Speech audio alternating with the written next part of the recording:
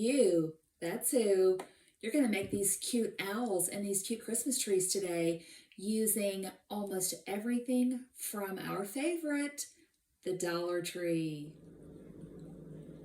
Here's our finished product. Have our little owl in our wooden tree, kind of a shadow box effect.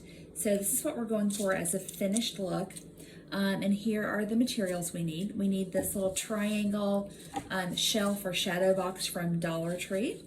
We need a little piece of a 2x2, a bird Christmas ornament from Dollar Tree, a Christmas pick from Dollar Tree, a little Mod Podge, a tiny little bit of black paint, some scrapbook paper that we'll cover over this little floral design with, hot glue at the very end, and then we're going to paint this with chalk paint. This is the first time I've used, this project is the first time I've used the Waverly chalk paint. I had to see what all the hype was about, so I caved in and bought some.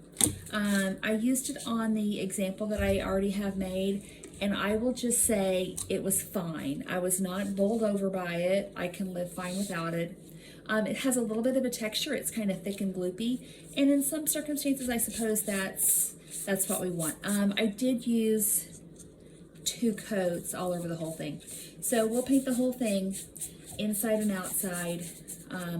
1 coat, let it dry, come back and give it a second coat of the chalk paint. Same thing on the little piece of a 2x2 that will become the tree trunk. So paint everything out and let that dry completely. Here's our triangle shadow box and our tree trunk all painted with 2 coats of white chalk paint. They've been painted, they're dry, ready to go. We're going to cover this back area with some scrapbook paper. We're not going to take the box apart, we're just going to plunk it in there. So I traced around the whole triangle, and then I used my clear ruler to come in 1/4 of an inch around all the sides, and then I will cut right on that 1/4 inch line. I have a black and white check paper I'm going to put in there, so I made sure to have my edge of my box lined up with the plaid. I want this to be straight. It'll look better if it's straight, not going crazy. Unless you want to put it like intentionally on the diagonal, like a bias cut, you could do that. So there's my paper. Let's test it just to make sure it fits. Perfect fit. Okay, so we're going to Mod Podge that in there if we can get it out. So matte Mod Podge, just a little bit. Fresh new paintbrush, coat of Mod Podge, make sure you get the whole thing coated, and then put my triangle in there, and then a little touch of Mod Podge on top. It is stuck, it is sealed, it looks like it's meant to be there. And I got a brush hair falling out. I guess that's what you get for buying a cheap paintbrush. Oh well. Okay. Make sure it's stuck. If you have anything that's being uncooperative, you might need to just stick your hand in there and press it down with your finger. Okay, everything's stuck. Okay, so we'll let that dry for a minute before we put anything inside.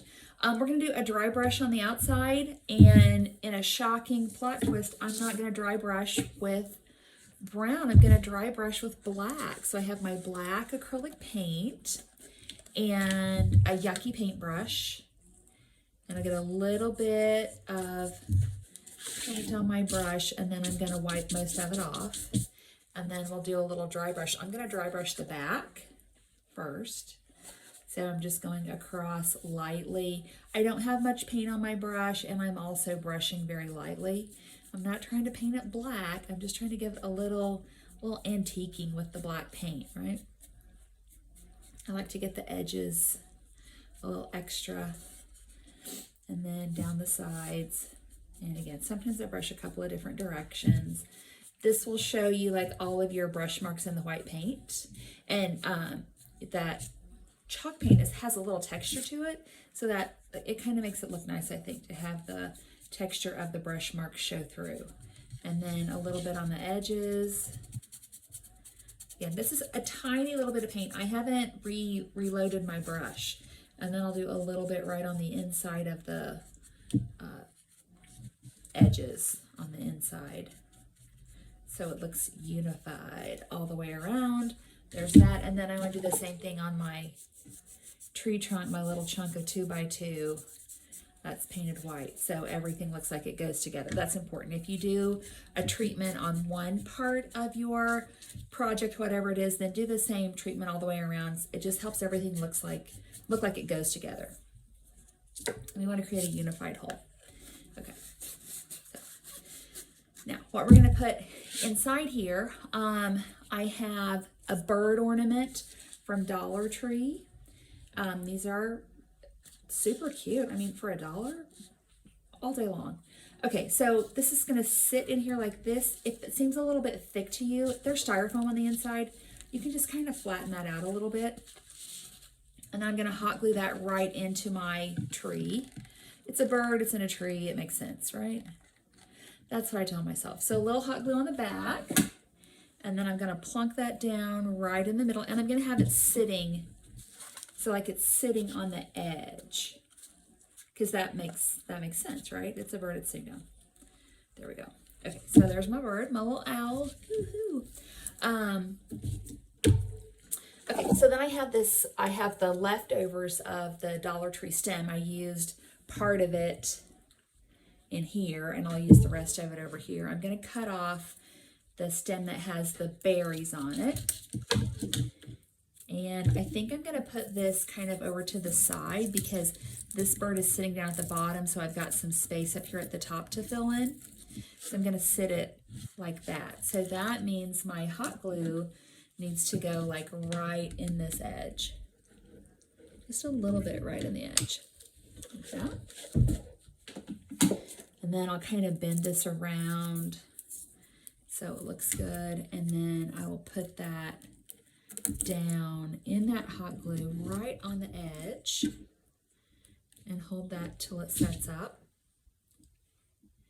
Like that. There we go. That's not going anywhere. And then after it's set up, you can kind of arrange these a little bit.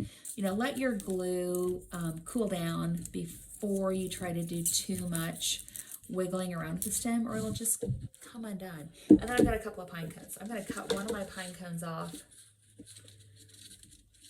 Sure I am. Take one of my pine cones, and I'm going to stick that under here.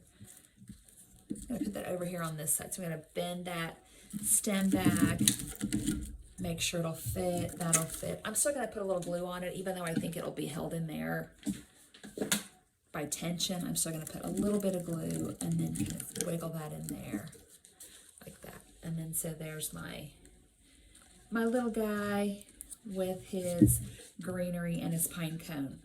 The only thing I have left to finish is to glue my tree trunk on there. Now, you can measure this to get it somewhere. This is about 8 inches. So I want this to be at about the 4-inch mark, which is about right there. A little glob of glue. You could do a little Gorilla Glue with that too if you're nervous about it sticking. I'm much less nervous about wood sticking to wood than I am about some of those other things we've been glued together. I feel like that'll probably stick fairly well. There you go. So now we have a set.